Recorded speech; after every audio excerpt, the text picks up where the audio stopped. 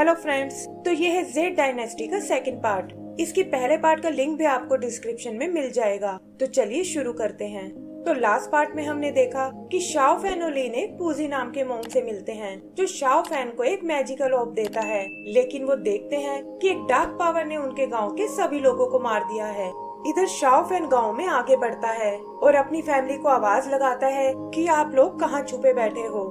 तभी उसकी नजर नीचे जाती है जहाँ हर तरफ ब्लड फैला हुआ है और वो देखता है कि कुछ मॉन्स्टर्स उसे पकड़ने की कोशिश कर रहे हैं। वो जल्दी से उनसे दूर जाना चाहता है, लेकिन अचानक एक मॉन्स्टर उस पर अटैक कर देता है और यहाँ पता चलता है कि ये सब तो वो एक सपना देख रहा था।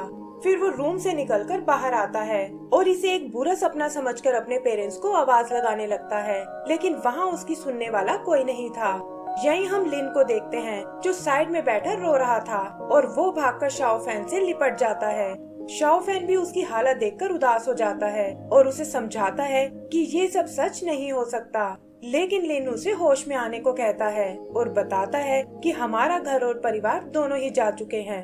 तभी हम वहाँ एक दूसरे आदमी को देखते हैं और पता चलता है कि वो उन दोनों को अपने साथ ले गया है।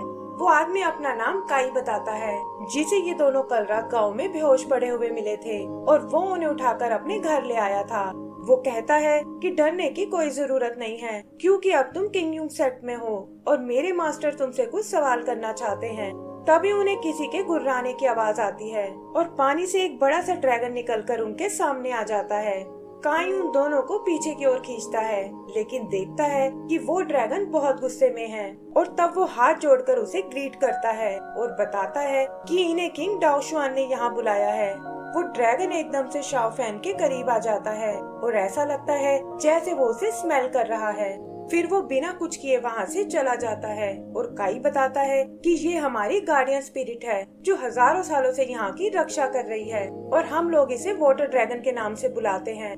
काई भी ड्रैगन के इस बर्ताव से हैरान होता है, लेकिन उन्हें विश्वास दिलाता है कि वाटर ड्रैगन उन्हें कोई नुकसान नहीं पहुंचाएगा। फिर वो उन्हें पैलेस की ओर चलने को कहता है और शाओ फैन को लगता है कि शायद ये ड्रैगन इस ऑर्ब की वजह से अट्रैक्ट हुआ था। आगे हम उन्हें पैलेस में देखते हैं, जहाँ सेक्ट के सभी यूनिट्स के मास्टर बैठे हुए हैं और इनका किंग है मास्टर डाओशुआन। काई उन्हें गांव में हुए कत्लेआम के बारे में बताता है कि कैसे ये सब एक सिंगल फाइटर का काम था और अब वहाँ सिर्फ 3 ही लोग जिंदा बचे हैं।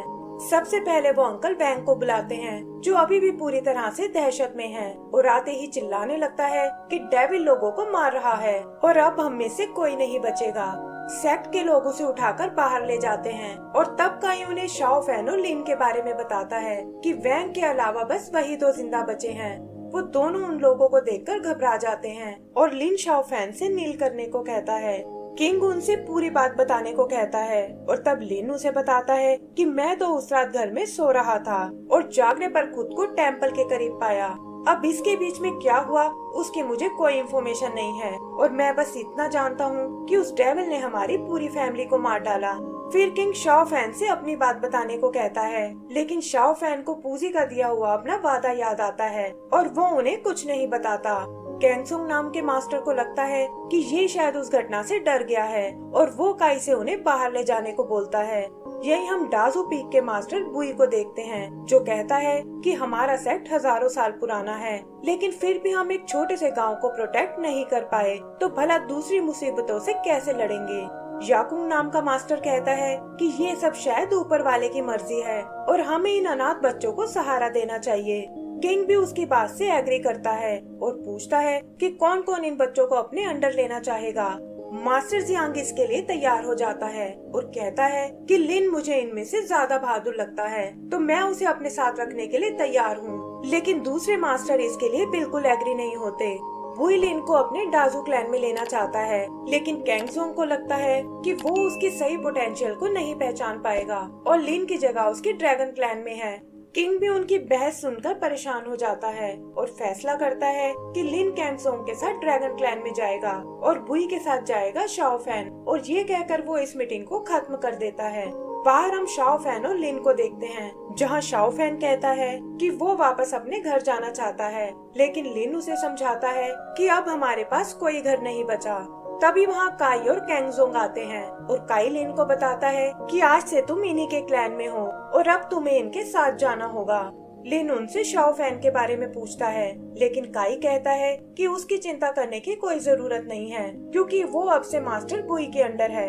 बुई उसे पाकर बिल्कुल खुश नहीं होता और यहाँ शाओ फैन डेरेन नाम के आदमी से मिलता है जो खुद भी बुई के डाजू क्लैन से है और वो शाओ फैन से कहता है कि मैं वहाँ पर तुम्हारा अच्छे से ध्यान रखूंगा। फिर लिन और शाओ फैन एक दूसरे से अलविदा लेते हैं और लिन उसे समझाता है कि अब से तुम्हें अपना ध्यान खुद ही रखना होगा। काई भी उन्हें अलग होते देखकर दुखी हो जाता है कि पता नहीं ये दोनों कैसे सरवाइव करेंगे और तभी किंग उसे कहता है कि मेरे पास तुम्हारे लिए कॉन्फिडेंशियल काम है। आगे का सीन डाजू क्लैन का है जहाँ वो एक छोटे से बच्चे को देखकर बहुत हैरान होते हैं और उसे बुली करने की कोशिश करते हैं। एक लड़का उसकी वुडन तलवार छीन लेता है और कहता है कि हिम्मत है तो इसे वापस लेकर दिखाओ। तभी एक लड़की वहां आकर उन्हें बहुत डांटती है कि तुम एक नए मेंबर के साथ ऐसे नहीं कर सकते और वो एक एक करके उन सभी की कमियां गिनाने लगती है। पता चलता है कि ये मास्टर बुई की बेटी लिंजर है और इसीलिए सब उससे बहुत डरते हैं। तभी बुई अपनी वाइफ और डेरेन के साथ वहां आता है और डेरेन शाओ फैन का सबसे इंट्रोडक्शन कराता है कि ये सब तुम्हारे सीनियर्स हैं। लेकिन शाओ फैन इसमें कोई इंटरेस्ट नहीं दिखाता और उन लोगों से अपनी तलवार वापस छीन लेता है। फिर डेरेन के कहने पर वो मास्टर और उसकी वाइफ को चाय सर्व करता है और लेडी मास्टर कहती है कि अब से ये क्लैन ही तुम्हारा नया घर है। आगे हम उन्हें डिनर करते हुए देखते हैं और बुई डेरेन से कहता है कि कल से इनकी कल्टीवेशन की ट्रेनिंग तुम्हारे जिम्मे है। वहीं उसकी वाइफ उसे शाओ फैन का खास ध्यान रखने को कहती है क्योंकि इन सब के लिए वो बहुत छोटा है। लिंजर भी बाकी लोगों को वार्न करती है कि अब से शाओ फैन मेरा खास दोस्त है और तुम में से कोई उसे बुली नहीं करेगा। वो सब लोग भी शाओ फैन से माफी मांगते हैं और कहते हैं कि आज से हम भी तुम्हें अपना फैमिली मेंबर समझेंगे। रात को शाओ फैन अपने रूम में आता है और उस मैजिकल ऑर्ब को बाहर निकाल कर देखता है। तभी उसे पूजी की बताई वो शर्त याद आती है कि उसे अपनी स्किल ट्रेनिंग रात को ही करनी होगी और ये सोचकर वो कल्टीवेशन को प्रैक्टिस करने लगता है। अगली सुबह शाओ फैन एक हॉल के बाहर आता है और देखता है कि लिंजर वहाँ उससे मिलने आई है जिसके साथ उसका डॉग येलो भी है।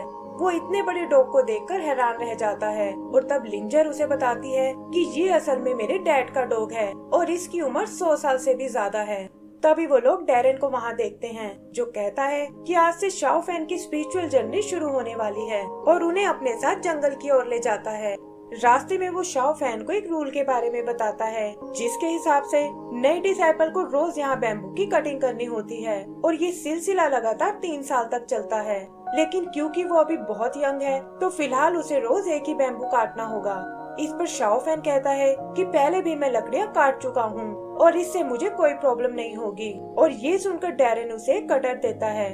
लिंजर भी अपनी स्किल्स का एक नमूना उसे दिखाती है और कहती है कि तुम भी ये आसानी से कर सकते हो। शाओ फैन भी जोश में एक बैम्बू ट्री को हिट करता है लेकिन देखता है कि वो उसकी सोच से भी ज्यादा हार्ड है। डेरेन और लिंजर भी ये देखकर हंसने लगते हैं और डेरेन उसे बताता है कि ये हमारे क्लैन का ब्लैक नोटेड बैम्बू है और इसे काटने के लिए तुम्हें बहुत मेहनत करनी होगी। अगले दिन से शाओ फैन अपनी प्रैक्टिस करने लगता है और हम देखते हैं कि डेरेन और लिंजर की मदद से उसने काफी इम्प्रूवमेंट कर ली है। फिर जल्दी ही वो बड़ा हो जाता है और लिंजर भी उसकी स्किल्स देखकर बहुत इम्प्रेस होती है और इसी के साथ हमारा ये एपिसोड भी खत्म हो जाता है। तो दोस्तों इसका अगला पार्ट देखने के लिए प्लीज हमारे चैनल को सब्सक्राइब करें और बेल आइकन दबाना ना भूलें। Thank you.